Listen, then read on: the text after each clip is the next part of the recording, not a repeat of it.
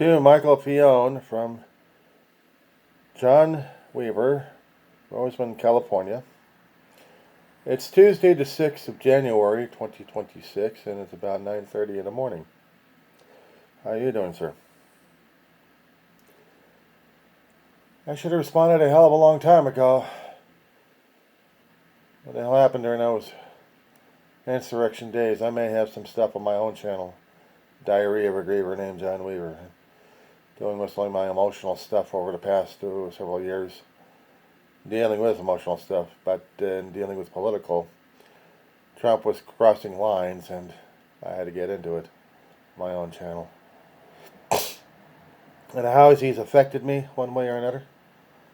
When he got in the first term, the policies he was trying to enact, or barely enacted, really didn't affect me personally until I saw what happened on January 6th, 5 years ago on the television.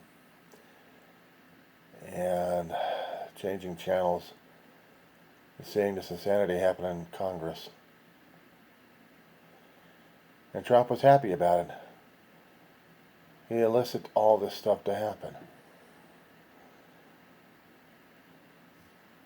A little history between me and this asshole is when he started to make his run the first time. I was in a political science class at the time. Attended community college. I'm going to be turning 60 at the end of this month. But those years ago, I was in community college trying to complete a lifelong goal. And I thought he was a joke. I thought he really was a joke. This guy's serious about getting into politics? And when I saw the independents pulling up and actually voting for this slob,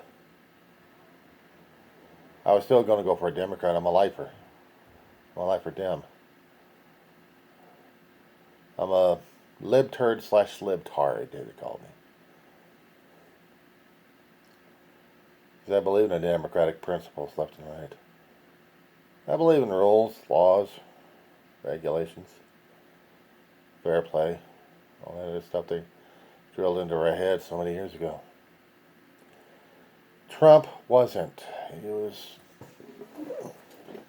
born of a different class, different style, different bullshit. I've seen the populars trying to get into government throughout my lifetime. Maybe one or two tried, others couldn't. As long as they had money backing them up, they were going. Some leaders we had were good, other leaders we wanted to really say our piece and stretch out the First Amendment rights. Then comes Trump. Populist in my time, worse than any others I've seen. And the fact of the matter that he won over Hillary Clinton surprised the crap out of me. Two years, Republicans couldn't even get their act together. But we'd seen a lot of race riots going on. A lot of hatred. A lot of explosions of it.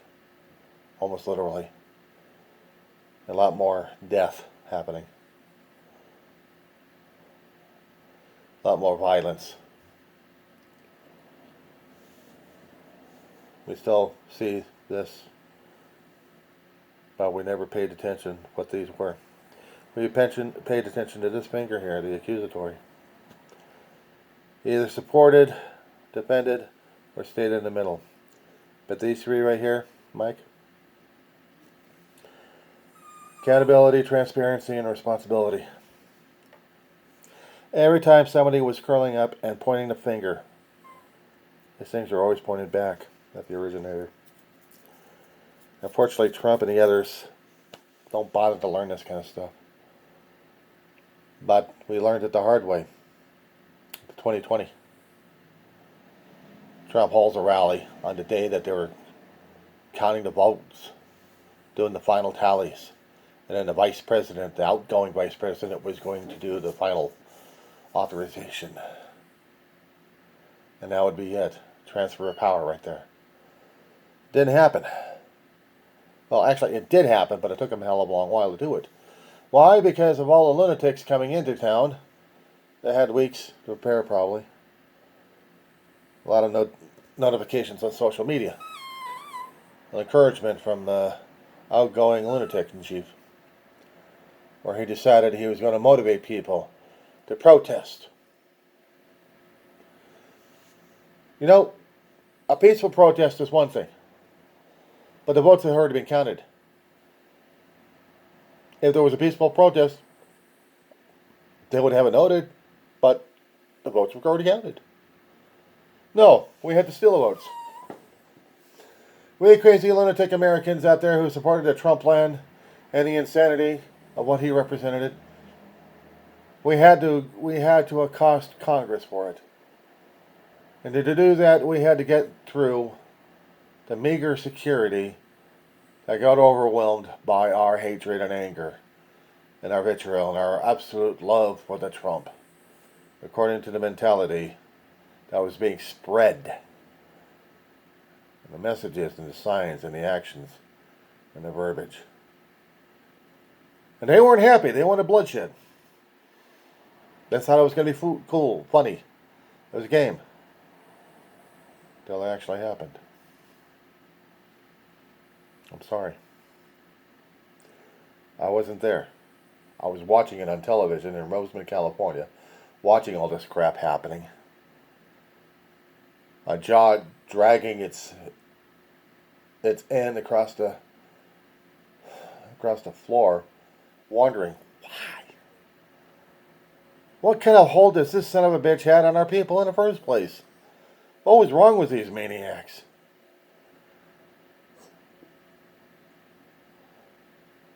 No National Guard? No additional police force? They're wandering around and destroying things in Congress? Yeah, and it took us a while right after Biden was already established that we were thought finally when we're seeing these guys go through the process of judiciary review, shall we call them. No, they're getting their asses reamed in the court systems and getting judged. Federal crimes. Dumbest damn mistake. We actually did this on state situation instead of federal. There would have been no federal pardons for any of them. But this was federal. And then federal, and Trump got in office, and I'm still shaking my head in disbelief on that one. He pardons the bastards the first day. Auto pen galore.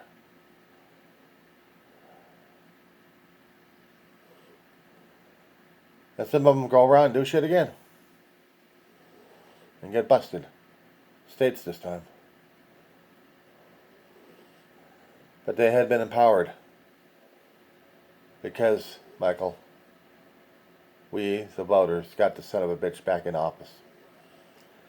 And not once has anybody admitted accountability, responsibility, and transparency. For a long while, I kept saying it on my own channel. It's not original. It's observational. Got a question for you. You ever heard of 12-step recovery?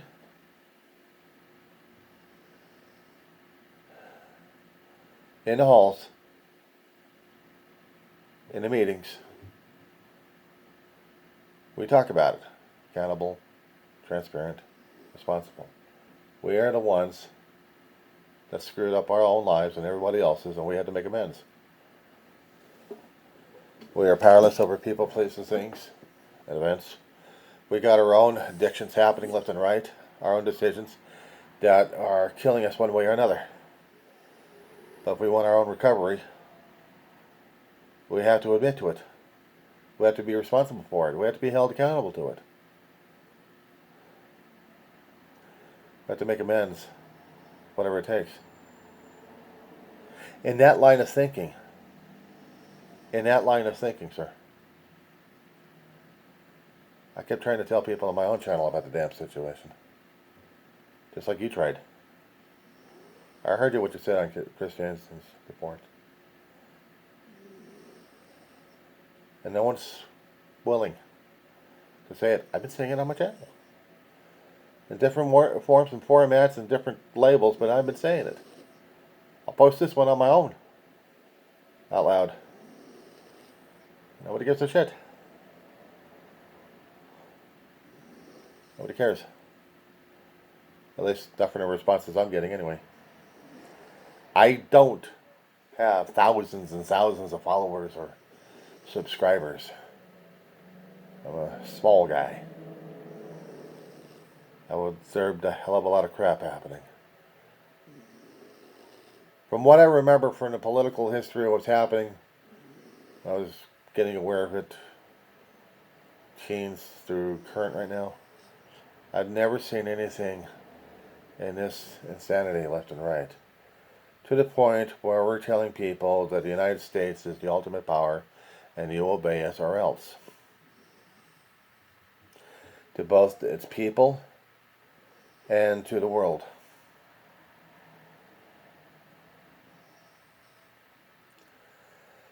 The other leaders have their own fiefdoms to take care of, but Trump and the people he's got in office right now, they should scare the hell out of us. Because they're the ones leading all the damn charges left and right. It's like seeing Charleston all over again. Night after night after night in every damn city. And a different version of it, Michael. I'm sorry. Mr. Fiona. Sorry. Or should I say officer? I know you're retired for a long while. But still, matter of respect.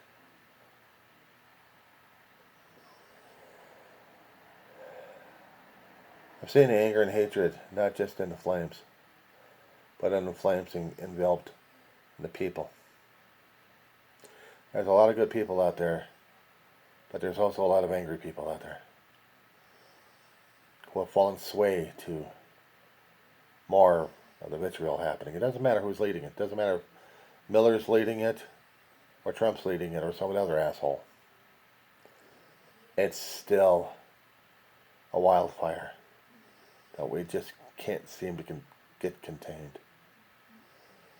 We can talk, we can try to do some actions, committees left and right. The one thing that they all require, and they're all drooling for in one way or another, and they're waiting for it so much. I guess January 6th, 5 years ago, whetted their appetite. Royally, I mean, really got their appetite going. And how the hell are we not supposed to be able to deal with it? You got to deal with PTSD a great deal. Tell me something I don't already know about. We got our own versions of it. I've had enough of mine, and I still got a piece and I get printed. I have to, because if I don't know what the hell we're going to do. I don't know what the hell I'm going to do. I can continue to speak out. It's the only thing I can do. I keep telling people that this is what we have to do, guys. What else? I'm challenging these people on my channel of saying, look, midterms are coming up, but they still want the bloodshed. They still want the violence. All the peaceful protests, all the whistleblowing, and everything else shouting in everyone else's face.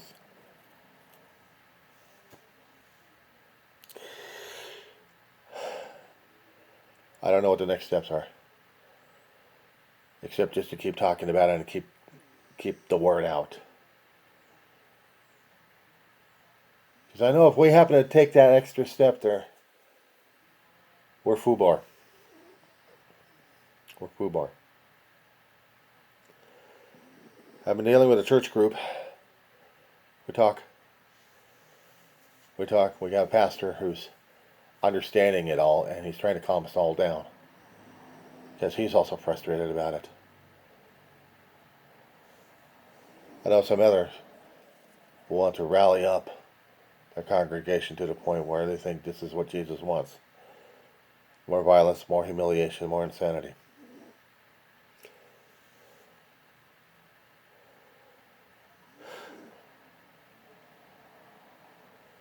I don't know how to label it. I don't know how to mark it up. I don't even know how to identify what the hell we're going through. But we're going through a hell of a lot right now. And it's scary. How is Trump affecting me personally? SNAP's been cut. Health insurance screwed up. Right to talk attacked. Freedoms and liberties assaulted. Prices going up left and right for food.